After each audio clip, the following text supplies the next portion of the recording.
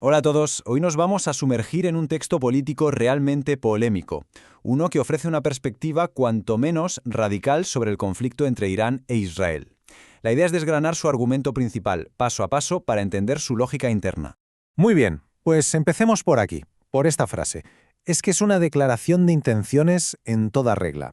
Es la primera frase del autor y, en el fondo, es el gran enigma que se propone resolver. A ver, ¿cómo es posible afirmar que dos bandos que parecen enemigos acérrimos son en realidad hermanos? Pues todo el texto se dedica a intentar justificar precisamente eso.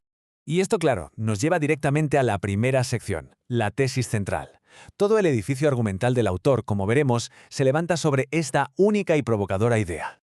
Aquí está el meollo de la cuestión. Lo que el autor plantea es que el conflicto que vemos en las noticias es una fachada, una especie de montaje teatral pensado para engañarnos a todos. La tesis es que, por debajo de la mesa, los dos bandos están perfectamente coordinados.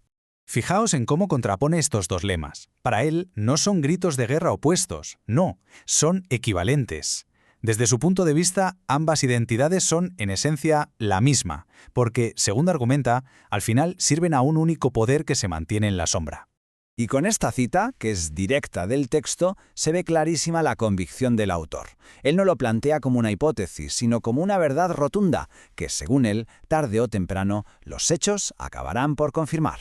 Vale, pero la gran pregunta es, ¿cómo se supone que funcionaría este engaño tan elaborado?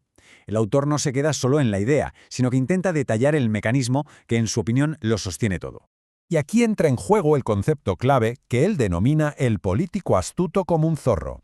La estrategia, en resumen, es la siguiente. Fabrica tú mismo a tus propios enemigos. Así los puedes controlar y, de paso, usarlos para anular a tus oponentes de verdad. El autor lo desglosa como si fuera un manual de instrucciones en 4 pasos. La idea es crear una facción que parezca enemiga tuya, pero cuya misión real es atraer a los disidentes auténticos, agruparlos bajo una bandera falsa y, al final, desactivarlos.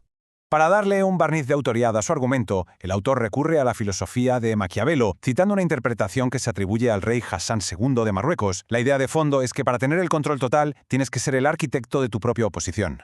Bueno, y ahora llegamos a la parte más delicada de todo el texto. Es fundamental subrayar que lo que vamos a ver son las afirmaciones literales del autor, con sus términos específicos, que presentamos para poder analizar su discurso.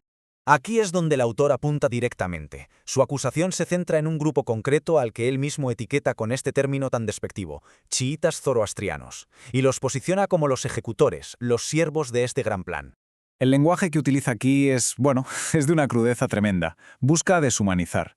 Esta cita es un ejemplo perfecto no solo del tono del escrito, sino que es una pieza clave en la construcción de su narrativa. Claro, este lenguaje no es casual.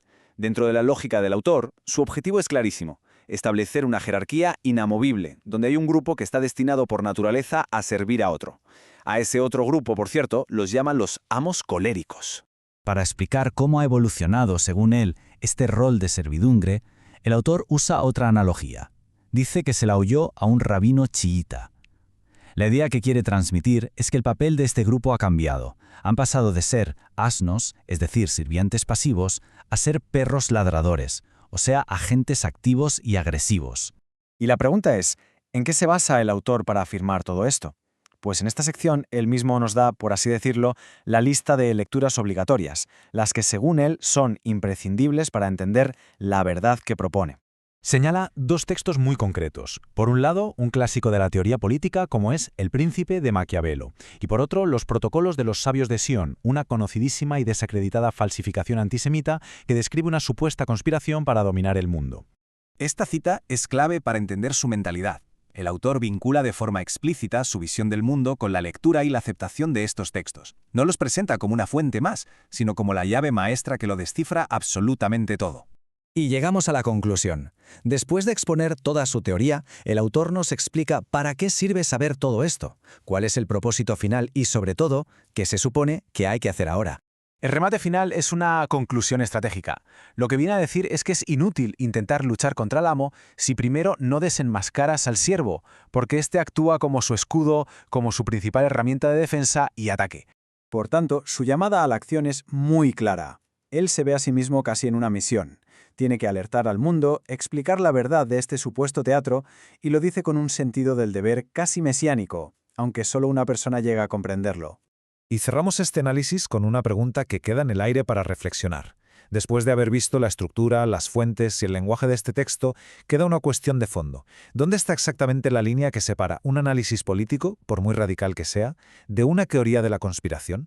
Ahí lo dejamos.